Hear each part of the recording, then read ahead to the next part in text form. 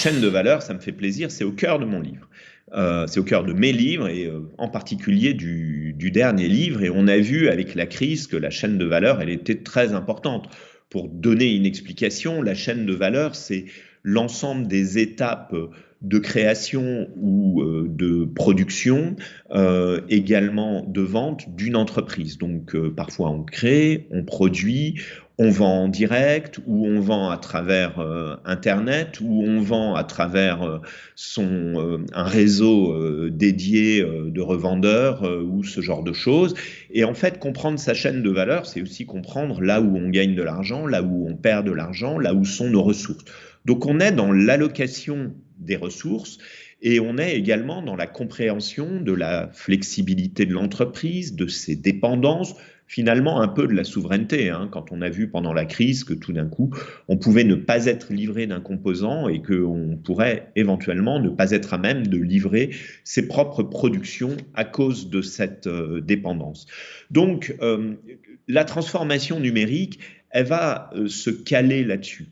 Et encore une fois, on veut transformer quoi et où? Souvent, si c'est un ERP, ça va être complètement transparent vis-à-vis de l'externe, c'est-à-dire que ça va être le fonctionnement interne et très nécessairement pour améliorer les flux, les optimiser, également comprendre mieux les temps gamme réels et pas ceux que l'on a mis sur un papier, donc finalement ces coûts de revient.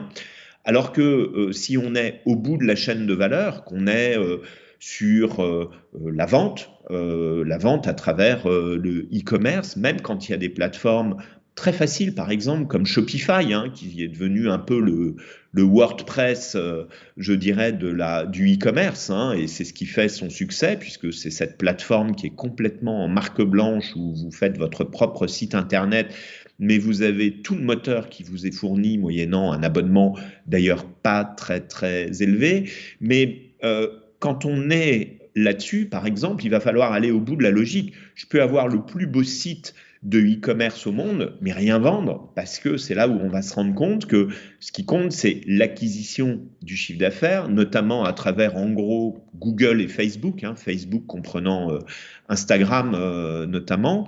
Et comment on va faire? C'est quoi mon go-to-market? C'est-à-dire comment je vais aller toucher mes clients. Donc en fait, cette intégration de la transformation numérique sur l'ensemble de la chaîne de valeur, ça va nécessiter de se focaliser sur tel ou tel pan. Personne ne peut révolutionner et numériser, digitaliser tout son environnement end-to-end, de bout en bout, du jour au lendemain. C'est pas vrai.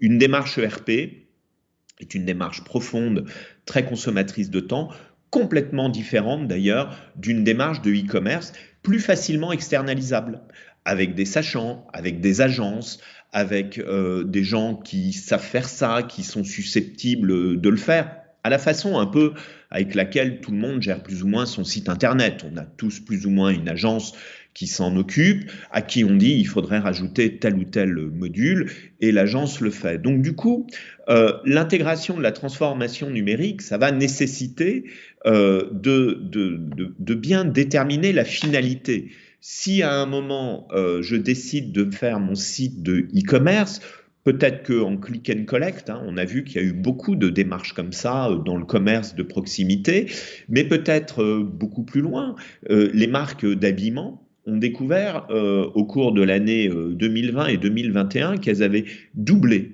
leur chiffre d'affaires Internet et qu'elles en étaient en 2021 là où elles pensaient être en 2024 ou 2025. Elles ont vu à quel point il y avait de la flexibilité, mais ça c'est déjà par rapport à des clients captifs. Après, quand on veut, je dirais, se confronter aux autres sur la concurrence sur Internet, là, on va se confronter à la notion d'acquisition de chiffre d'affaires et aller au-delà de ces clients captifs, ceux qui auraient acheté en magasin et qui n'achètent pas en magasin parce qu'ils n'ont pas le temps. Donc, cette intégration, elle est toujours fonction de la vision et de ses objectifs. Est-ce qu'à un moment, je veux faire du chiffre d'affaires complémentaire ou est-ce qu'à un moment, je veux remplacer mon modèle économique? Je vais prendre un exemple. En 2010, tous les annuaristes du monde, qui s'appellent les pages jaunes ou les Yellow Pages dans l'ensemble du monde, en fait, comprennent que l'annuaire papier n'a plus que quelques années dans les pays anglo-saxons, une dizaine d'années dans les pays latins à vivre.